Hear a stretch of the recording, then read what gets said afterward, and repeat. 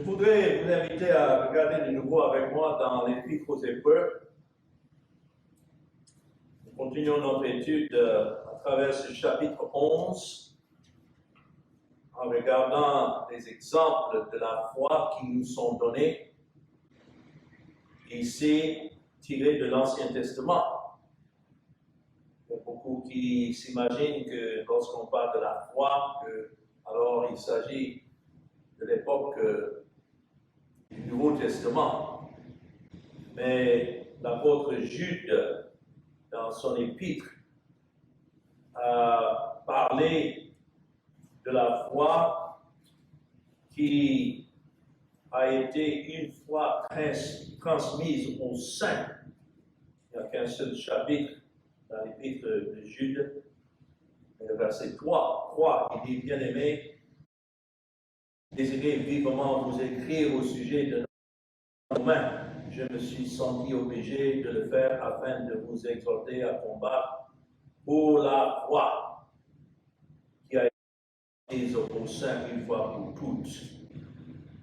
Et toutefois que nous voyons ce mot foi dans les Écritures, il s'agit de la révélation du Seigneur Jésus-Christ, sa personne et son œuvre accomplie à la croix, ceux de l'Ancien Testament qui étaient des croyants par la grâce de Dieu, regardés par un œil spirituel que l'Esprit leur donnait à celui qui devait venir, le Seigneur Jésus, la postérité d'Abraham et ce qu'il devait accomplir pour leur salut, la promesse du salut en lui. Depuis la croix, nous regardons, nous qui sommes encore des enfants de Dieu par la grâce de Dieu, nous regardons à celui qui est venu, selon ce que les prophéties ont annoncé, et selon la promesse de Dieu, il est effectivement venu et il a accompli tout ce qui a été prédit et décrit, ordonné de lui, et nous regardons donc à sa personne et sa mort accomplie. À travers ce chapitre, nous avons déjà vu comment Abel était l'exemple de cette foi en offrant un sacrifice plus excellent que celui de Caïn, le verset 4.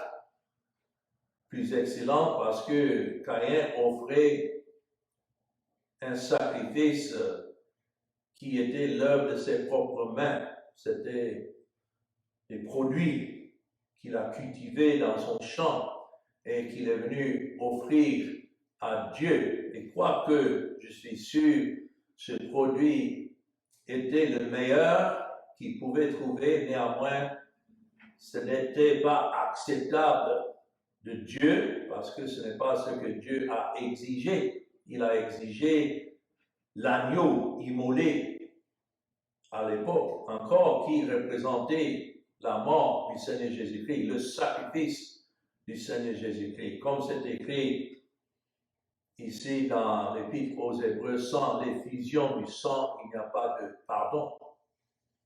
Et nous avons vu l'exemple aussi d'Enoch, qui marchait avec Dieu, de Noé.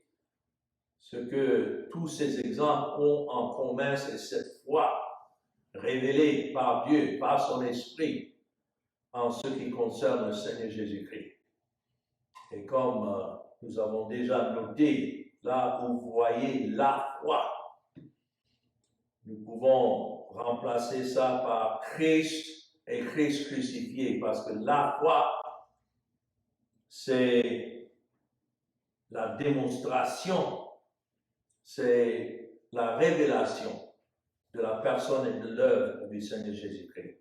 Et donc, aussi la dernière fois, dans les versets 8 à 16, nous avons vu cette même foi qui a été révélée, donnée à Abraham, par laquelle, vous voyez dans le verset 8, il a été appelé à Christ, quoique Christ n'est pas encore venu.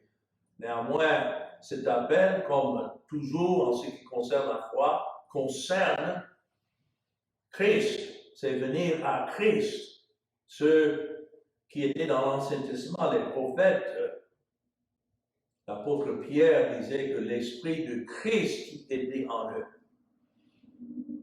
Aujourd'hui, il y a un enseignement qui veut faire une grande distinction entre ce que ceux de l'Ancien Testament croyaient et ce que ceux du Nouveau Testament croyaient. Mais il n'y a aucune différence. Il y en a qui disent non, eux, ils étaient acceptés par leur obéissance à la loi. Non? Notre acceptation, comme toujours, est toujours par l'obéissance du Seigneur Jésus-Christ. Son obéissance, c'est par son obéissance que les pécheurs ont été une fois pour toutes justifiés devant Dieu. Et l'ordre ici est très important à regarder, c'est par la foi qu'Abraham, lors de sa vocation, obéit et parti pour un Dieu qu'il devait recevoir en héritage. L'obéissance et le fait de partir est selon la vocation, l'appel de Dieu. Personne ne peut venir à Dieu si ce n'est Dieu lui-même qui lui donne cette obéissance, qui lui donne, qui l'appelle. Ça, c'est très clairement annoncé dans l'Évangile selon Jean, le chapitre 6. Nul, Christ dit, nul ne peut venir à moi si cela ne lui a été donné de son Père. Donc nous avons déjà vu cette foi qui a été donnée à Abraham. Mais en particulier aujourd'hui, dans cette étude, je voudrais continuer avec les versets 17 à 19. Et j'ai intitulé cette étude « L'épreuve de la foi d'Abraham ». L'épreuve. C'est écrit dans le verset 17, c'est par la foi qu'Abraham offrit Isaac lorsqu'il fut mis à l'épreuve et qu'il offrit son fils unique, lui qui avait reçu les promesses, et à qui il avait été dit, en Isaac sera nommé pour toi une postérité. Depuis le départ, depuis la chute, Dieu a promis une postérité. Même dans le jardin, c'était la postérité de la femme, que lorsque cette postérité était venue, que cette postérité devait écraser la tête de la postérité du serpent. Ça, c'est Christ. Et voilà, au fur et à mesure que nous lisons dans l'Ancien Testament, l'histoire, c'est l'histoire de cette postérité rédemptrice. L'Ancien Testament a annoncé que cette postérité devait venir. Le Nouveau Testament annonce que cette postérité est venue.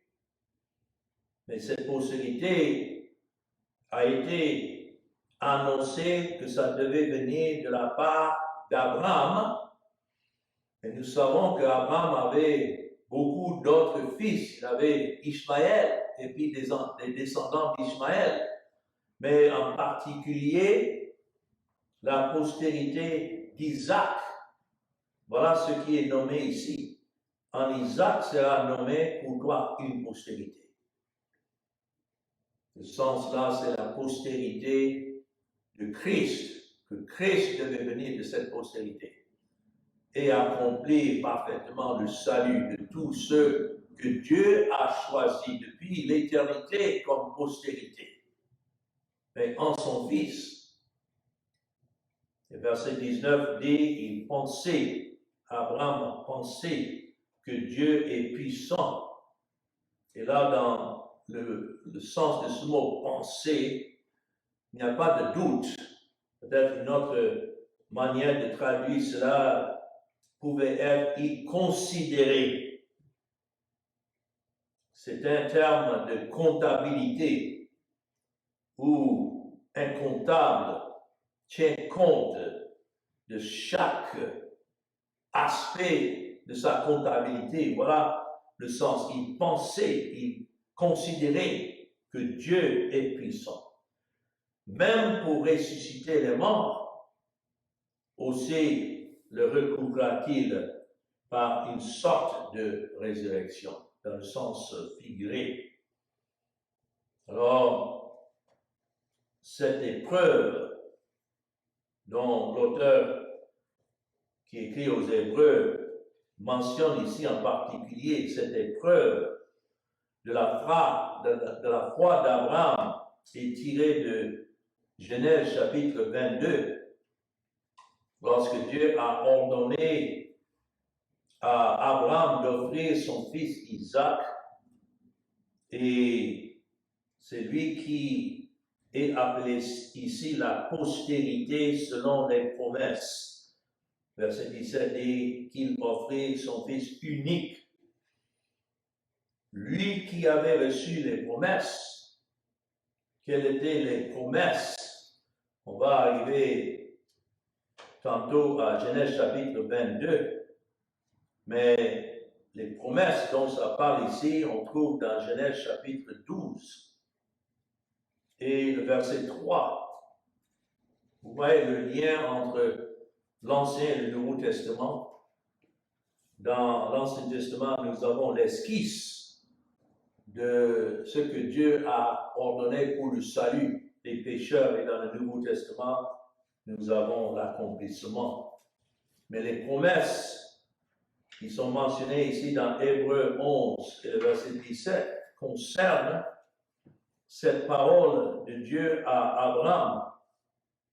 Dans le verset 3 en particulier, mais nous remontons jusqu'au verset 1, l'Éternel dit à Abraham, Genèse 12, 1, va-t'en de ton pays, de ta patrie et de la maison de ton père, dans le pays que je te montrerai. Je ferai de toi une grande nation et je te bénirai. Je rendrai ton nom grand et tu seras une source de bénédiction.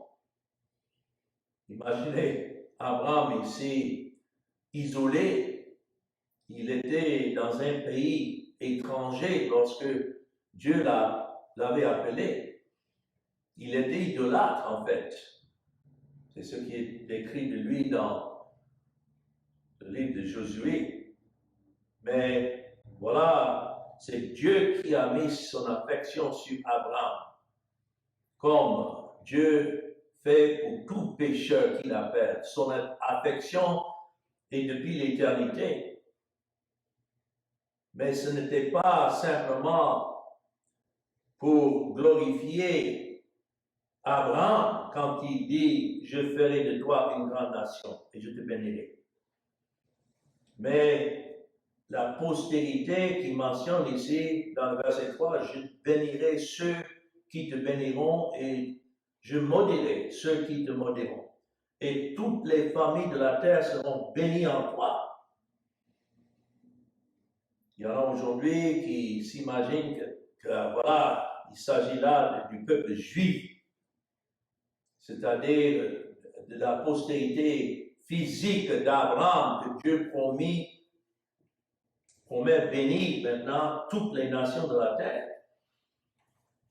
Et quand nous avons déjà regardé dans l'explication de l'apôtre Paul à ce sujet dans Galates chapitre 3, et le verset 16, c'est clair qu'il ne s'agissait pas de la postérité physique d'Abraham que Dieu lui a dit, en toi toutes les familles de la terre seront bénies.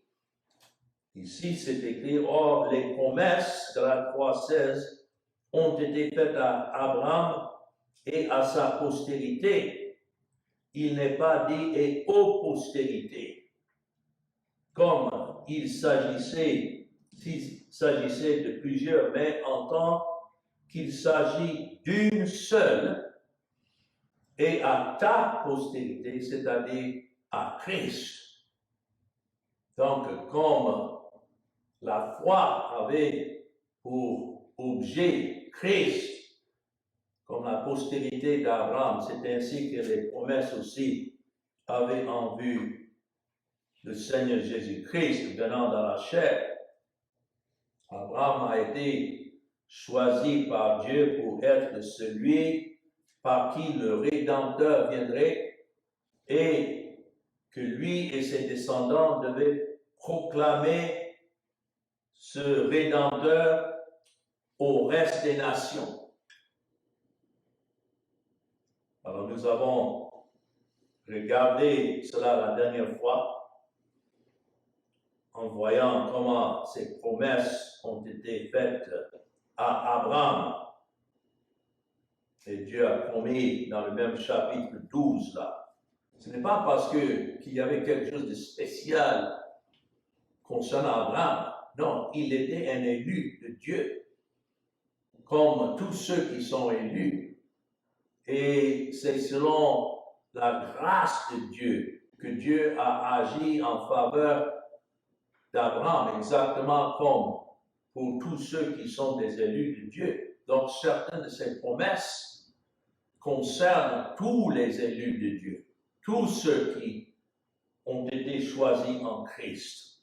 Et comme Dieu a dit à Abraham que le Seigneur allait servir pour lui comme bouclier, ça c'est en Genèse chapitre 15.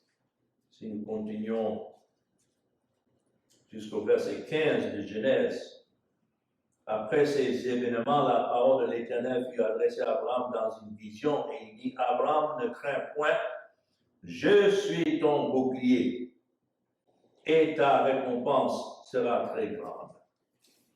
Comment est-ce que Dieu était le bouclier d'Abraham, exactement comme il est la défense de tous ceux qui sont héritiers comme Abraham, c'est en Jésus-Christ.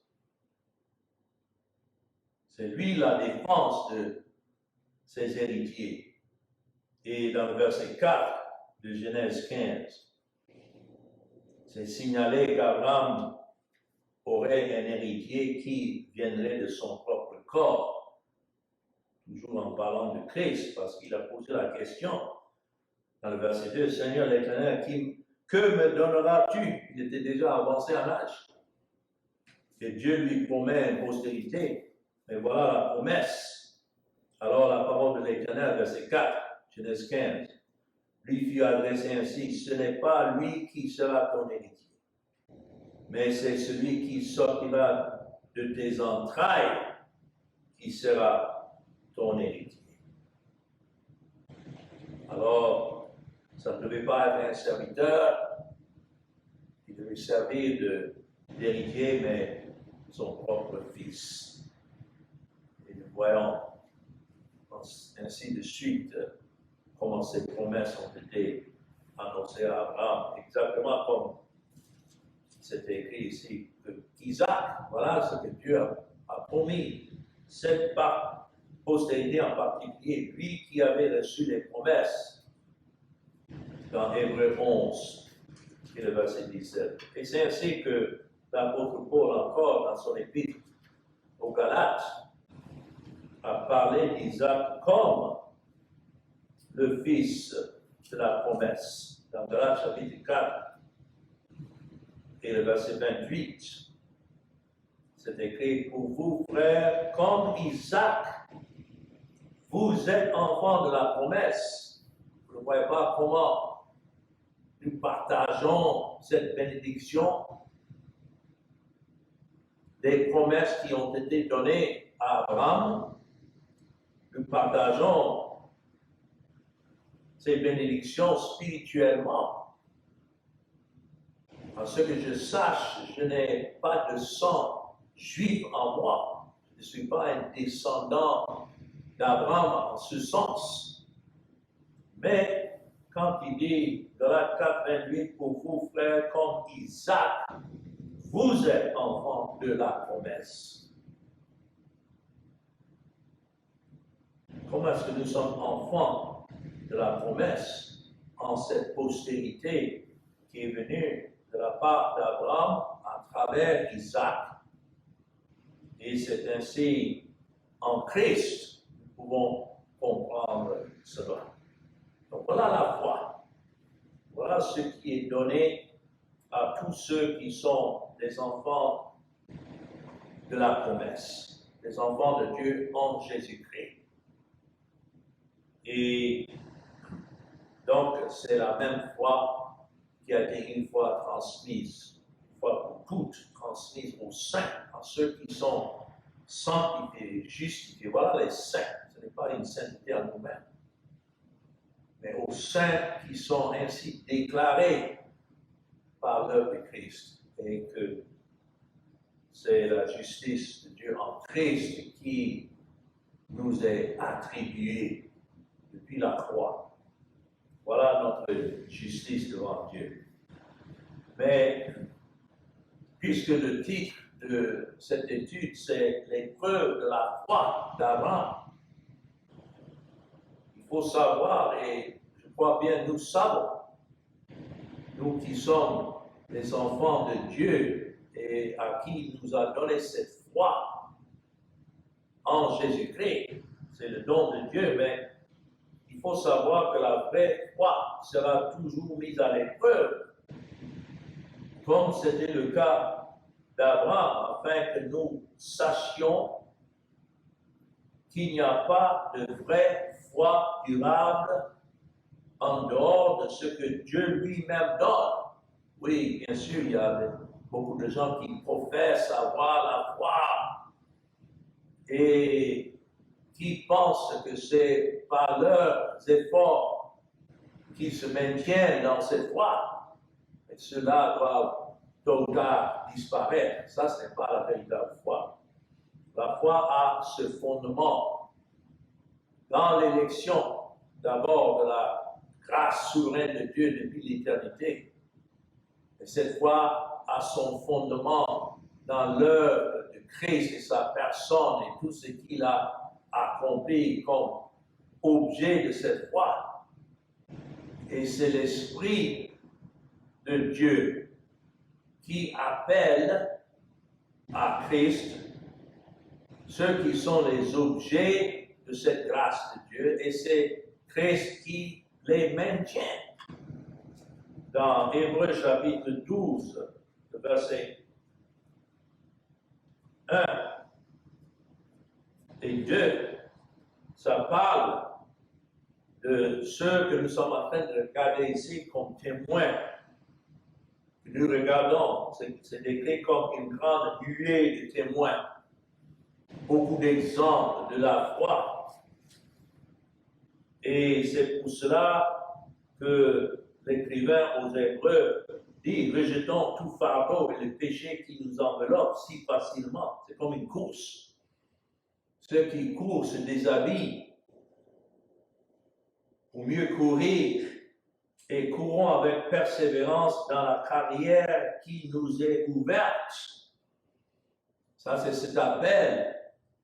Mais comment est-ce que nous courons? Notons, ayant les regards sur Jésus, le chef et le consommateur de la foi. Donc, ce n'est même pas selon nos propres efforts ou bien la puissance quelque part en nous. Non, c'est en Christ, le chef et le consommateur. Le chef, celui qui est à l'origine de la foi, et le consommateur, c'est lui qui assure que ceux qui sont les objets de cette foi, qui ont reçu cette foi comme Abraham, persévèrent jusqu'au bout. Voilà où l'accent est placé. Dans la première épître de Pierre et le chapitre 1, nous avons ceci indiqué. 1 Pierre chapitre 1, le verset 7. C'est écrit: afin que l'épreuve de votre foi,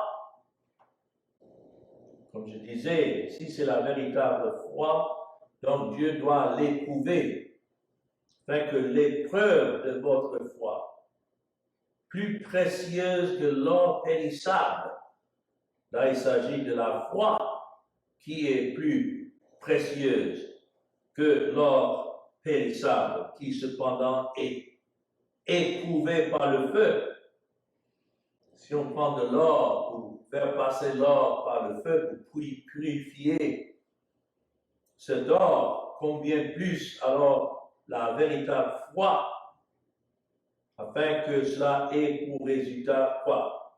Pas la louange de celui qui persévère, non, et pour résultat la louange, la gloire et l'honneur lorsque Jésus-Christ apparaîtra. Cela veut dire, notre récompense, ça sera de voir Christ en réalité tel qu'il est, exactement comme cette foi qui nous a été donnée. Mais comme l'or qui doit être éprouvé, ainsi la foi sera éprouvée. Et les épreuves de la foi sont multiples durant nos vies. Mais c'est Dieu qui éprouve la foi. Exactement comme il a fait, comme c'est écrit dans Hébreux 11, le verset 17, c'est par la foi qu'Abraham offrit Isaac lorsqu'il fut mis à l'épreuve. Qui est-ce qui l'éprouvait? Notons bien, ce n'est pas les épreuves qui produisent la foi, mais les épreuves sont données pour éprouver cette foi, pour démontrer que la foi provient de Dieu et non pas de nous-mêmes. Alors, le temps du verbe ici dans le verset 17, quand c'est écrit, c'est par la foi qu'Abraham offrit Isaac lorsqu'il fut mis à l'épreuve. Le temps de ce verbe, mis à l'épreuve, et indique que c'était une épreuve provenant de Dieu et c'est une épreuve en ce qui concerne le sacrifice qu'il était prêt à offrir en offrant Isaac.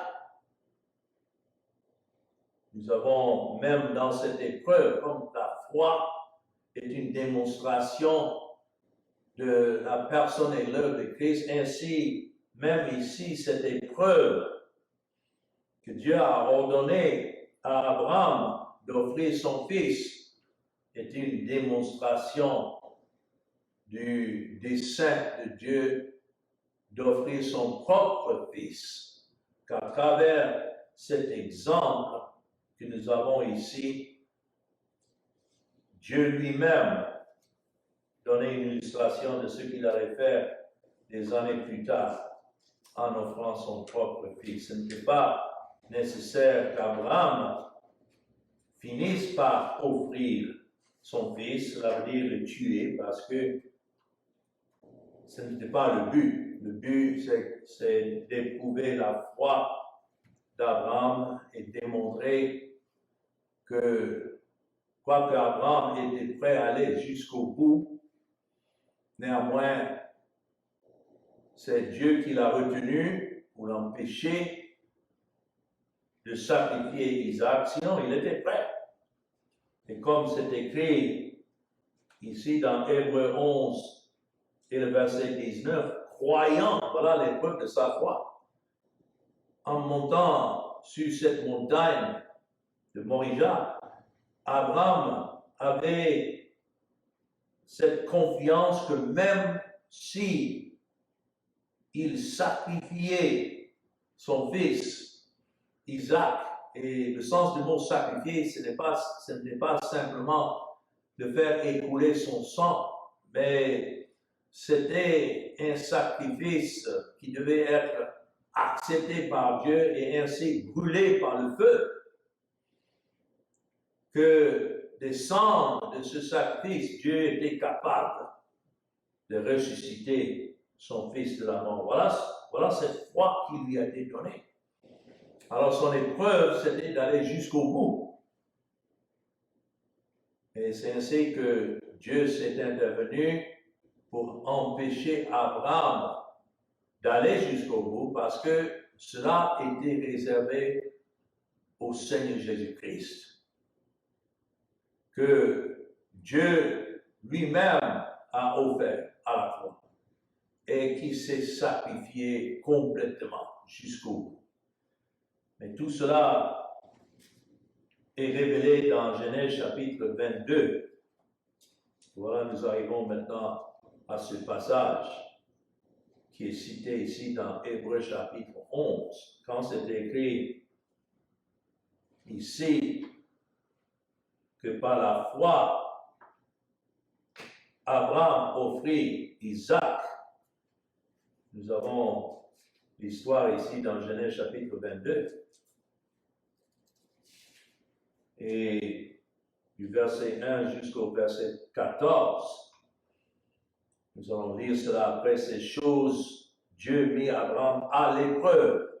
Vous voyez, c'est tiré directement de ce passage dans l'Ancien Testament. Lorsque c'était écrit ici, dans Hébreux 11, 17, c'est par la foi qu'Abraham offrit Isaac. Lorsqu'il fut mis à l'épreuve, qui l'a mis à l'épreuve? C'est Dieu. Et lui dit, Abraham, et il répondit, me voici. Dieu dit, prends ton fils, ton unique. Ouais, le langage, c'est le même que nous avons ici dans Hébreux 11. Ça suit exactement les Écritures.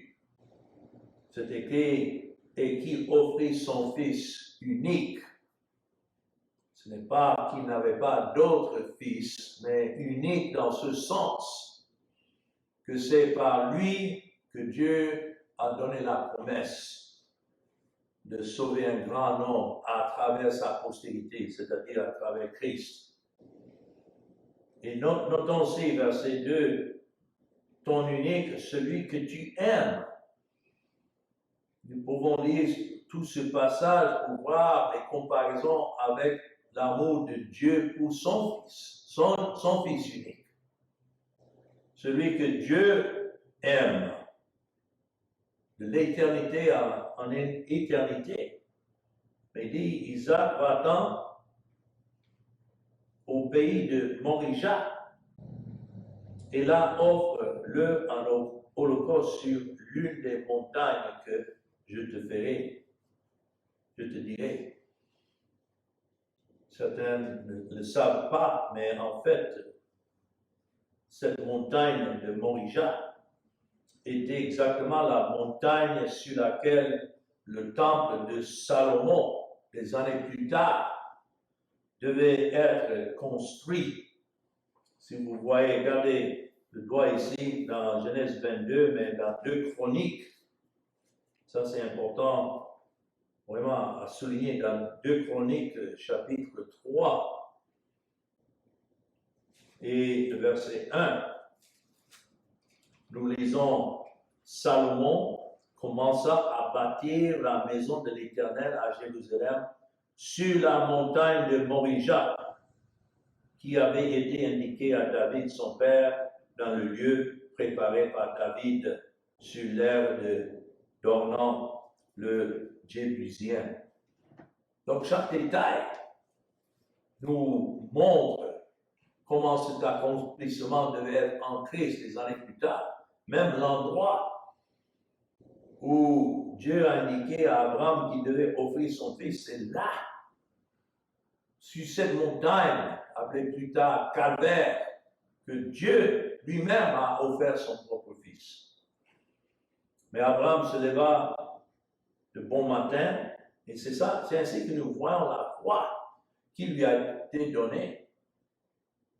Il savait que même si Dieu exigeait qu'il offre jusqu'au bout son fils, que Dieu allait ressusciter son fils si telle était la nécessité. Et nous disons cela parce que Abraham se leva du bon matin, il n'a pas hésité. Et cela, son âme, et prit avec lui 2 serviteurs et son fils Isaac. Il fendit du bois pour l'holocauste. Voilà le sacrifice qu'il devait offrir. Un sacrifice, un holocauste, c'est-à-dire brûler complètement. Et partit pour aller au lieu que Dieu lui avait dit. le troisième jour, Abraham, levant les yeux, vit le lieu de loin. Mais tout cela n'a pas empêché.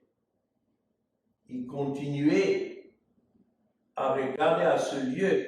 Voilà ce que la foi fait. Même avant d'arriver au lieu, il savait que c'était là que le sacrifice devait avoir lieu. Et c'est ainsi que nous avons cette foi. Remarquons encore que la foi concerne Christ et Christ crucifié. Que nous voyons en lui sa personne, son œuvre et même le lieu où il devait être offert. Tout cela, la foi regarde et croit. Et verset 5 est très important. Quand nous voyons le témoignage ici d'Abraham, verset 5, Abraham dit à ses serviteurs, restez ici avec l'âne. Moi et le jeune homme, nous irons jusqu'à là pour quoi faire? Adorer. Abraham savait que Dieu ne pouvait accepter aucune adoration si ce n'est à travers un sacrifice sanglant. Bien sûr, à ce moment, il ne savait pas que Dieu allait préparer un bélier pour servir à la place d'Isaac. Mais néanmoins, il savait que pour adorer, il faut un sacrifice, comme nous aujourd'hui. Sans l'effusion du sang, il n'y a pas de pardon. Mais notons la dernière partie du verset 5. C'est écrit, et nous, il n'a pas dit je reviendrai, et nous reviendrons auprès de vous. Donc, du début jusqu'à la fin, telle était cette foi qui a été donnée à Abraham. Bien sûr, mise à l'épreuve ici, mais puisque c'était une foi venant de Dieu, ça n'a pas hésité. Et quand il dit nous revenons, c'est ainsi que l'auteur aux Hébreux de son épître, chapitre 11, verset 19, l'a dit, il pensait, il considérait que Dieu est puissant. Est-ce que ce n'est pas Dieu qui a créé le monde, qui donne la vie? Donc, il considérait que dans la puissance de Dieu, Dieu était capable même de ressusciter les morts. C'est ainsi qu'il a recouvert Isaac par une sorte de résurrection. Pour Abraham, Isaac était déjà mort. Donc, le fait que Dieu s'est interposé et a donné un bélier à la place, pour Abraham, c'est comme si Dieu, par la résurrection, lui a remis son fils. Nous pouvons peut-être continuer à lire le reste du chapitre, mais le verset 6 et 7 et 8 sont très importants en ce qui concerne le Seigneur Jésus-Christ. Parce qu'Abraham prit le bois pour l'Holocauste et le chargea sur son fils Isaac. Même en cela, ça représente ce que Christ devait endurer, le bois, la croix qu'il a endurée, et porta dans sa main le feu et le couteau. Le feu représentait la justice de Dieu, le jugement de Dieu, le couteau, l'instrument de la mort, et ils marchaient tous deux ensemble. Alors Isaac, parlant à Abraham, son père, dit, mon père. Et il répondit, me voici mon fils.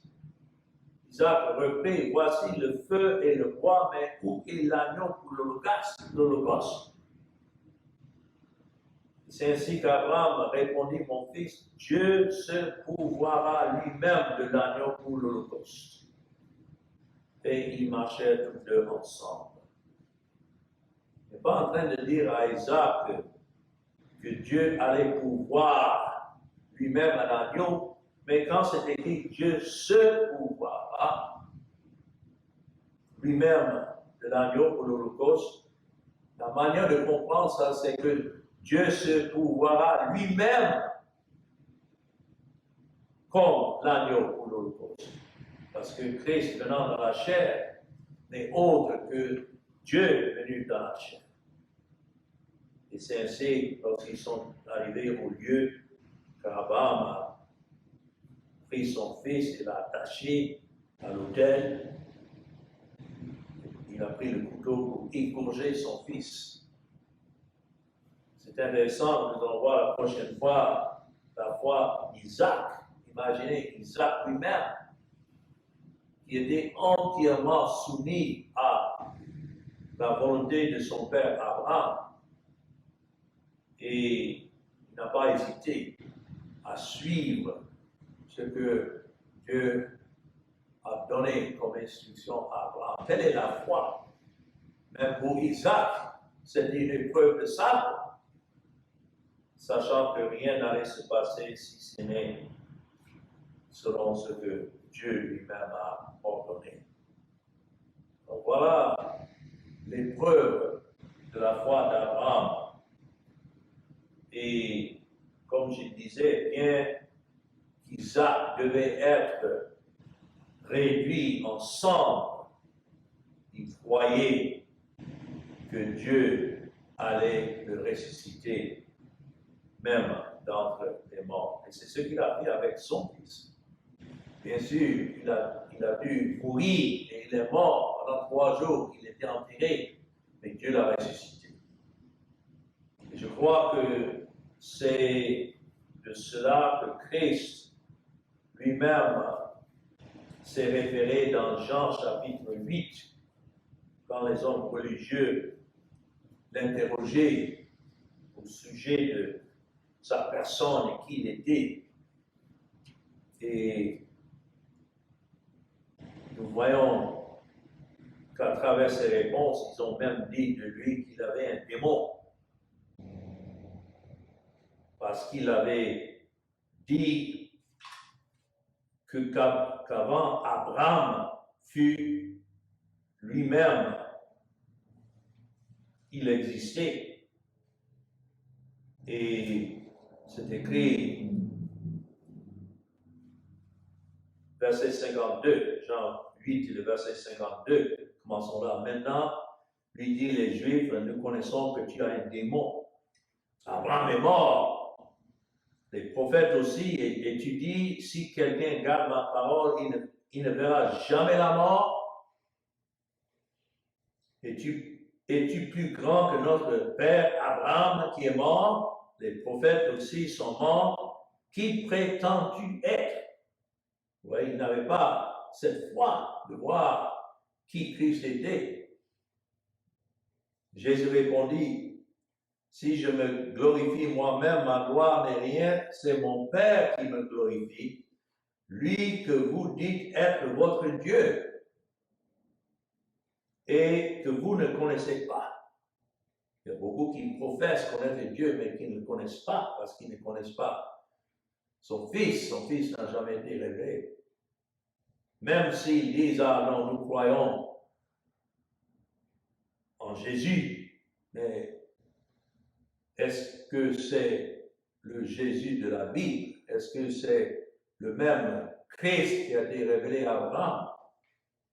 Il dit, pour moi, je le connais, et si je disais que je ne le connais pas, je serais semblable à vous, un menteur. Et je le connais et je garde sa parole. Abraham, votre père, voilà le verset clé ici, a tressailli de joie de ce qu'il verrait mon jour. Il a vu et il s'est réjoui. Je crois que c'est de ce passage que nous avons vu dans Genèse que Christ parle lorsqu'il a dit Abraham, votre père, a tressailli de joie de ce qu'il verrait mon jour et il l'a vu et il s'est réjoui. Voilà la même foi qui est donnée à tous ceux pour qui Christ est venu dans le monde. Et voilà les moqueries des Juifs qui continuent, verset 57, les Juifs lui disent, tu n'as pas encore 50 ans et tu as vu Abraham. Et Jésus leur dit, en vérité, je vous le dis. Notons bien, avant qu'Abraham fût, il n'a pas dit j'étais, non, il a dit je suis. quel est ce terme je suis, en hébreu, c'est Jéhovah. C'est le Dieu qui s'est révélé à Moïse comme le Dieu qui existe à jamais. Je suis. Et voilà le terme que Christ lui-même a utilisé. Et les Juifs ont bien compris parce que verset 59 dit là-dessus, ils prirent des pierres pour le jeter contre lui, mais Jésus se cacha et il sortit du temple. Et voilà l'épreuve de la foi d'Abraham. Beaucoup d'autres points qu'on pouvait peut-être souligner. Mais puisque Abraham a été donné cette foi, de regarder à Christ, même à travers cette épreuve, c'est sa foi qui était soutenue à travers l'épreuve, comme pour tous ceux qui sont véritables enfants de Dieu. Ce n'est pas en nous-mêmes, mais c'est en Dieu, à travers son Fils, que nous sommes gardés jusqu'au bout. Alors que le Seigneur bénisse cette parole que nous venons d'entendre ensemble. Amen.